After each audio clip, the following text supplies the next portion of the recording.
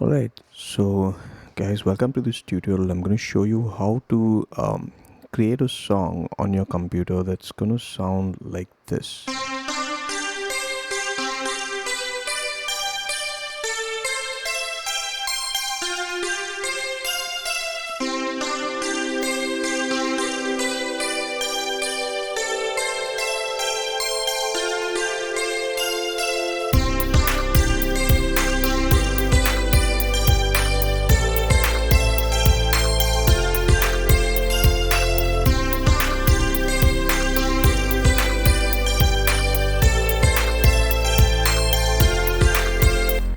Alright, so what you would need for that is obviously a computer, a decent pair of headphones. You could even use your phone earplugs if you don't have noise cancelling headphones available to you. You would also need a bunch of software. These are free software available on the internet for free. So I'm going to link them in the description, video description. You just go to the links and download them from there. All right. So the main software you would need is called Reaper. That's your DAW or digital audio workstation. It's available for free.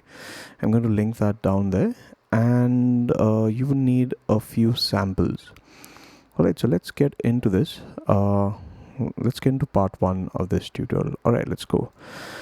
Okay, so the first thing you're going to do is when you install Reaper, it's not going to look like mine. It's going to look a little different because I have a custom Reaper theme. I'm going to link the custom Reaper theme in the description as well. All you have to do is download it and double click on it, and your Reaper will look like mine if you like my theme. Alright, if you don't, even though you can just follow the same thing with the usual Reaper theme. Okay, the next thing you're going to do is I've listed a bunch of samples in the video description as well. Go to the description, download the samples. Okay, as soon as you've downloaded them, once you've downloaded them, then the next thing you want to do is go to the button where it says insert on the top here. You go to insert and then you say media file, right? Okay, then you navigate to where you stored your sample, where you downloaded the sample. It should be in downloads, if in your downloads folder by default. Okay, now the first thing you're going to notice, all these samples, they have a BPM of 110, right? So we need to do something in Reaper before we can load these samples in. So we need to cancel this, go down to where it says BPM in Reaper, and you can scroll on with your mouse wheel, or you can just type it out in your keyboard. So you're going to type 110. Okay. All right, next thing we're going to do is go back to where we downloaded those samples, and we're going to select all of them by holding shift on the keyboard. That's for Windows. For Mac, I think it's command. All right, and say open. Then you're going to get a dialog box that says separate tracks or single track. Click on separate tracks and we're good to go. All right, now a couple of things in Reaper. You can use these bunch of tracks, this really confusing looking thing at the bottom, that's called the mixer. If you want to get rid of it, you click on view and just uncheck mixer. Okay, you can get it back like that. All right, so it does a bunch of things. I'll come back to it later. The main thing I'm going to look at now is the timeline. This is called the timeline. Can you see these divisions on the top? So that's, we can move the red cursor on the timeline to different points on the timeline. All right, so the timeline on top, they have a bunch of numbers. So the bottom number, that's the number at the bottom, that's the time, that's its number of seconds. So you have 0.02.181 seconds here, and the number on the top, that's the number of bars that we have playing, right? Since the song that we're working in is in 4x4 time signature, we're going to have 4 beats in a bar. So if I scroll, I can use my mouse wheel to scroll in and scroll out. You can even use the plus and minus buttons here at the corner to scroll in and scroll out. So it's basically zooming in, zooming out. All right, so if I zoom in, you can look at that. So that says that's bar 1 beat 1, bar 1 beat 2, beat 3, beat 4, bar 2 beat 1, beat 2, beat 3, beat 4, and so on and so forth. All right, so now this is really helpful because for the next thing we want to do, now right off the bat, you're going to notice that the 5 tracks that we have, they are not uniform. I mean, they all have different lengths and different times. So what we're going to do is we want to make them the same length so we can work with them. Alright, so the first thing you're going to notice is that 3 of them are exactly 4 bars long. You start at bar 1 and they end at bar 5, at the beginning of bar 5. So that's 4 bars long.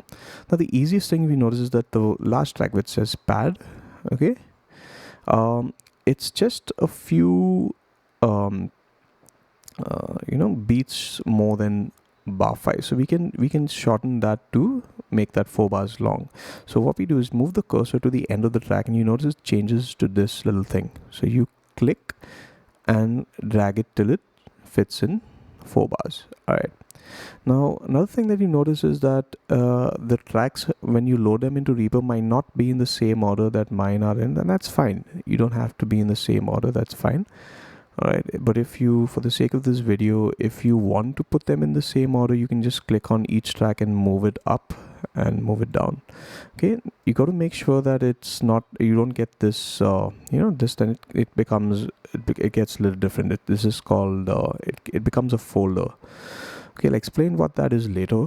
For now, you just want to make sure that it's like that the blue line doesn't get shortened like that. When you're moving the track, make sure the blue line is from end to end. All right, okay, so next thing we notice that the track that says drum beat, it is it's much shorter than 4 bars. It's in fact a little longer than 3. So what we're going to do is we're going to shorten it to 2 bars and then copy it out once, so we have 4 bars. So we're going to move the same thing and move that down to 2 bars. Then you're going to select the drum beat, the 2 bar track, and then press Ctrl C on the keyboard, or you can go to edit and say copy. Okay, then you move the cursor to the end, okay, and then you say Ctrl V, okay, or you could just go and say paste on this. Okay, so that will kind of give you 2 sections of the drum beat. Alright, the next thing you want to do is select both these by holding Control. I think it's Control on Windows, and I think it's Option on the Mac, where you select both the sections of the drum beat. Right click on any one of them and you go down to where it says glue items. Okay, so that's going to make it one track, so it's easier to work with. Alright, so now that we're done, we want to color these tracks a little differently so to make them kind of easier to differentiate visually. Alright, so I'm going to right click on each track. So let's go to the first track, right click on that, go down to where it says track color, and then say set tracks to custom color. I'm going to select red for this one and say okay, and do the same thing for the next one. Let's make this one yellow. Same thing for the next one. I'm going to turn this one to green, and the next one, let's turn this one to blue, and the last one, let's make this brown. I can't make that out. All right, okay, dark red. All right, so let's okay, now that our tracks are looking, we can kind of differentiate between them. Next thing what we want to do is go down to the mixer.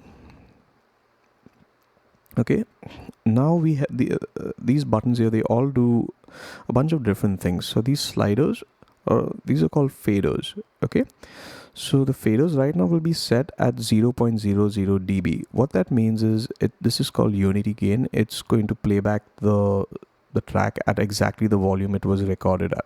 I can push that up and that will boost the volume, or I can push that down, it will cut the volume.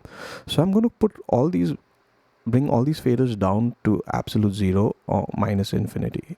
Okay, except for the last one. This is our master track, we're not going to touch that. This is through which all the other tracks pass through, so we're going to leave that on for now.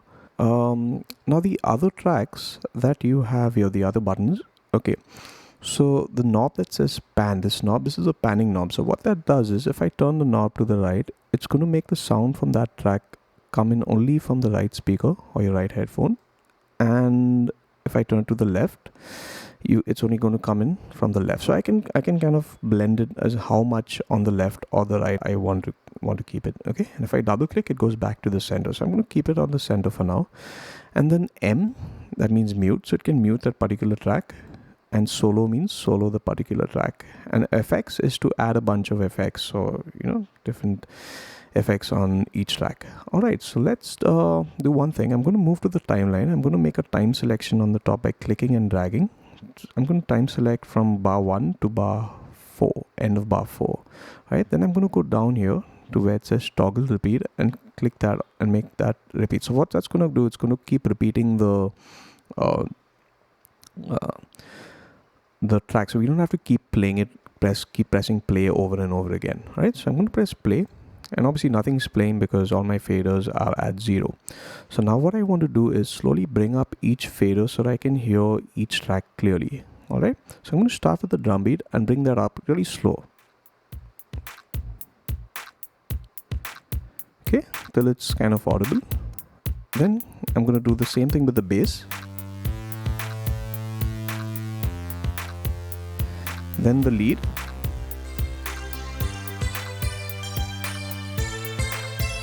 And then the pad. And last, the arpeggio.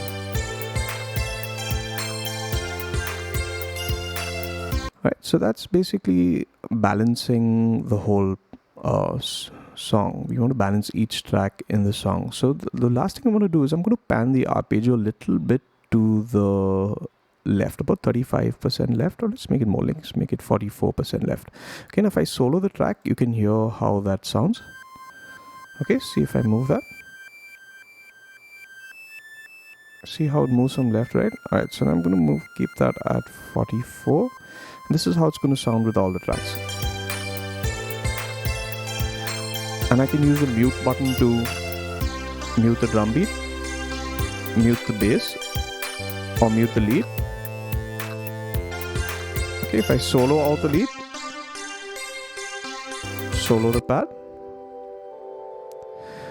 Alright, and that's it for part 1. I'm going to upload part 2 pretty soon, so stay and probably keep checking the channel. If you guys like this kind of stuff, I'm going to link my website in the description as well. I do teach, I teach music production as well as guitar online. So please, if you want to support my channel and support what I do, you can always, sign up for a class. I offer the first class for free, so you can kind of get an idea of my teaching style and decide if that's the right thing for you. So yeah, do sign up if you do find this interesting and if you do want to support my channel. All right guys, thank you, bye.